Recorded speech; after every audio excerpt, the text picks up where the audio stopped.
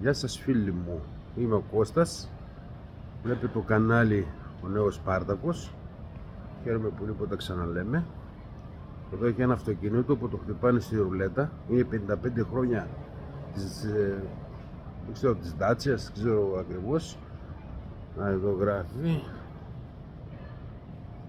Είναι 55 χρόνια, έχουν σαν γενέθλια. Ναι, είναι γενέθλια τώρα, ξέρω εγώ, ΜΕΚ.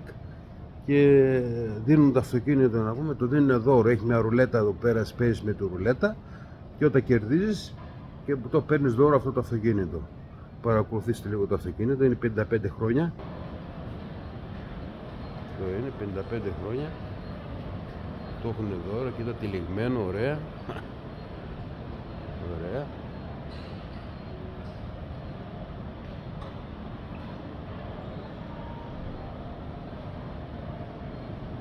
Ωραία.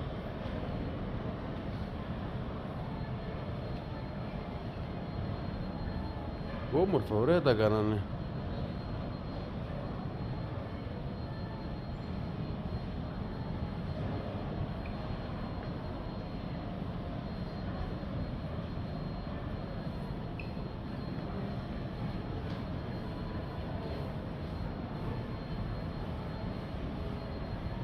Το έχουν τυλιγμένο για δωράκι.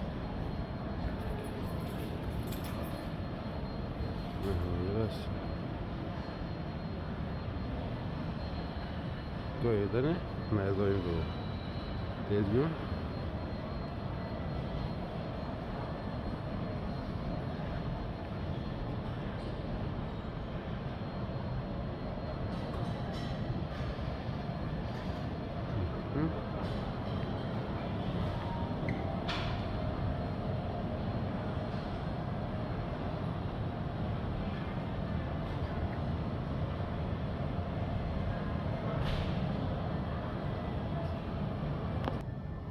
Αυτά ήταν φίλοι μου.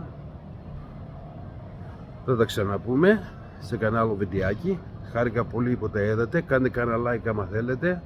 Να πάει καλά το κανάλι μας. Σας ευχαριστώ πάρα πολύ. Χαιρετώ τους φίλους μου. Γεια σας.